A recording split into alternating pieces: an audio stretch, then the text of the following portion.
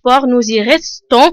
Match Sénégal-Égypte du 5 septembre à Dakar. Le technicien tunisien Khalil Chahroun prédit un match très disputé entre les deux formations lors de la première journée des éliminatoires de la CAN 2015. Selon lui, Agires devrait opter pour un 4-4-2 avec Sadio Mané et Stéphane à gauche et à droite. Khalil Chahroun, que je vous propose d'écouter au téléphone de Pape Sambounian. Ce sera un match très disputé, malgré qu'il y a une supériorité psychologique en ce qui concerne les statistiques des confrontations directes entre le Sénégal et l'Égypte. Je pense que la formation sénégalaise sera une formation favorable, vu que tous les joueurs qui seront à la disposition de Alain Giresse sont des joueurs qui évoluent à l'étranger. Le point le plus important aussi, c'est qu'il faut noter que le Sénégal, son rendement les 5 dernières années n'a pas été stable. On voit par exemple que le Sénégal était présent pendant la CAN 2008, absente en 2010, présente en 2012, absente en 2013, donc il n'y a pas de stabilité. C'est presque la même chose pour les Égyptiens, mais je pense que ce sera un match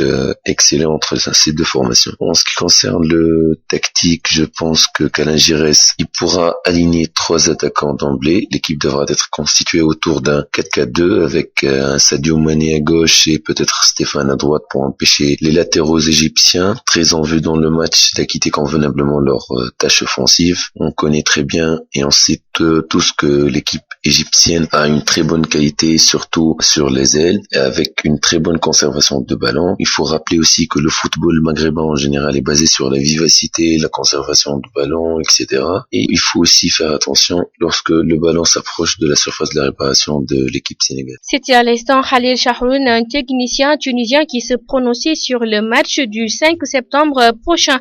Le Conseil présidentiel sur l'éducation et la formation dans les prochains jours